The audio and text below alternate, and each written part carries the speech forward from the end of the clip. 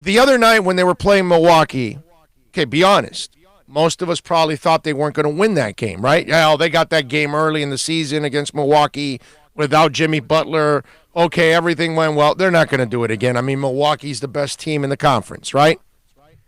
And so Miami goes into that game. Think about it. They can't lose it, right? Because if you lose the game, you're supposed to lose to Milwaukee. If you beat Milwaukee, wow, that is amazing because you weren't supposed to beat them.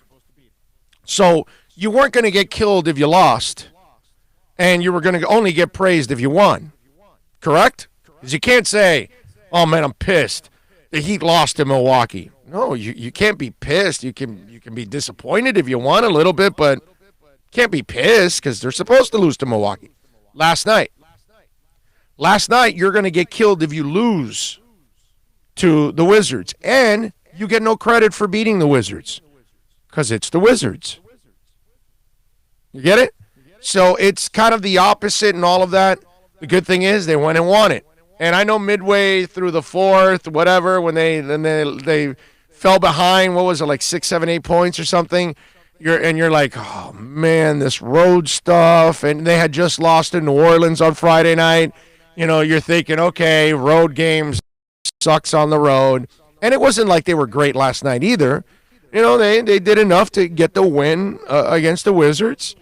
You know, Duncan Robinson was his usual phenomenal self, all of that, and Bam Adebayo and Kendrick Nunn had a nice shooting night from three-point range. The sad part was watching Jimmy again get banged up and walk out years 3 and 4 of that Jimmy Butler contract. Anyway, we'll get to that. But the idea of winning this game, look, it's not a matter of what we're going to sit here that we're going to be super impressed, but it was good for them to win the game because it was a road one. And again, not a great team. You're supposed to beat them. You're better than the Wizards. So what are you supposed to do? Win. That's what you're supposed to do. I mean, it is what it is. Last night, watching Duncan, 7 of 11 from three-point range. This kid, 23 points, 7 rebounds, 2 block shots. Duncan Robinson, you can't say what more can you say about this kid, right? I mean, Kendrick Nunn has been a fine. He was 4 of 9 last night from three-point range, 18 points, 5 rebounds. You know, Tyler Hero, I know he's been out for a little while now with the injury, but he's been a great first-round pick for them. The shooting has been absolutely lights out. But the shooting of Duncan Robinson, I mean, this is one of the 3 best three-point shooters in the NBA. He is the best shooter probably in a three-pointer in the NBA. I don't know if you saw this, but they are the number 1 team in 3 points baskets in the NBA at 38.4%. Thanks to Albert Namad, by the way, who posted that fun fact on Twitter. Heat are now number 1 in the NBA. If you take out Robinson, they drop from 38.4 to 36.3.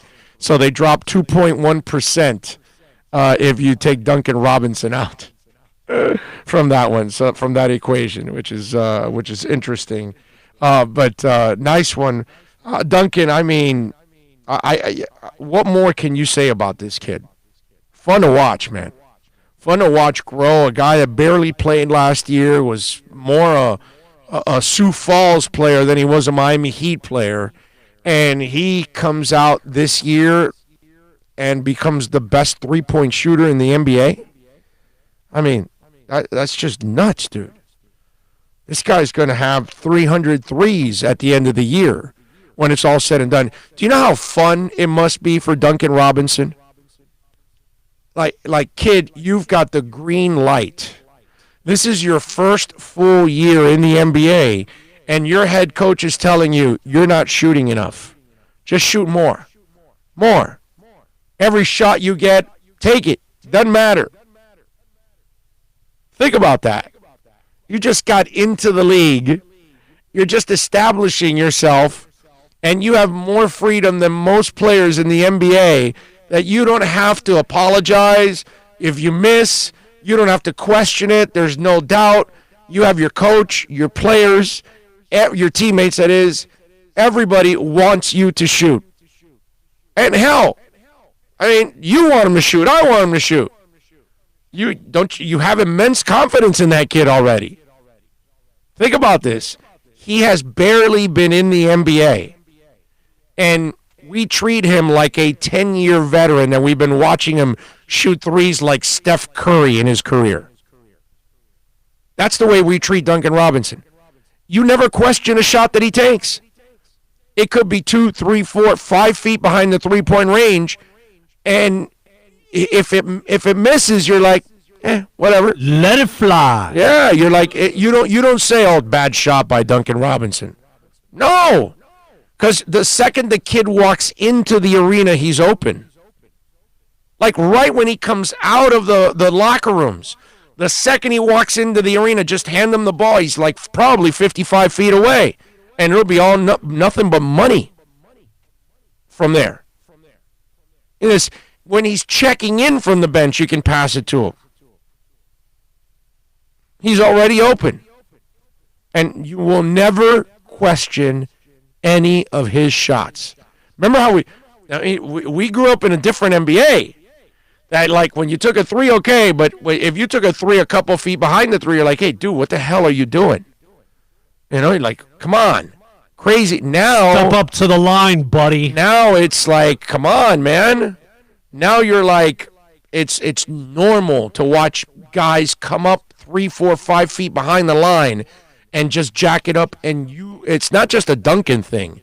You just don't question it. Like Trae Young can shoot it from half court. And I mean, you saw LeBron.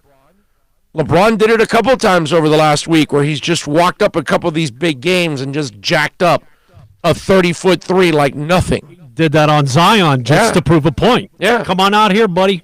That's it. So that tells you all you need to know about what this league is like. And that kid has got the green light of all green lights on that team. And you'll never question it. I think Tyler Hero, too. Like Kendrick Nunn, that would be the one guy that, he's got the moxie and he's fearless and all that, but he is streaky. So if he shoots a couple of them, you're like, Kendrick, come on. But when it comes to Duncan Robinson, no way, dude.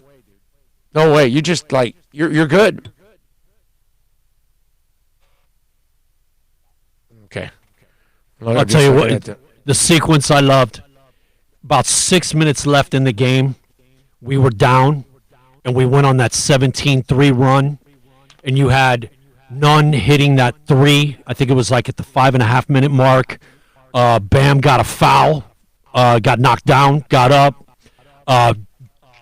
Jones Jr. with the block in the paint. Yeah. Man, that little 3 or 4 minute sequence, all the young guys stepping up. Robinson hit a three. It was like the babies are growing. Yeah, definitely. I mean, that was really, really cool to watch. And again, it's just, and they're young.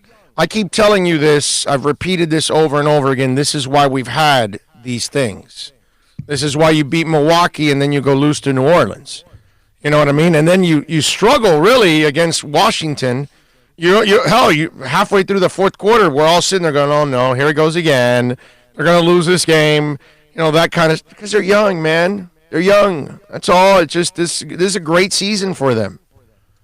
Doesn't matter really how it ends, but it's just kind of what goes with the growing pains of having, a young team.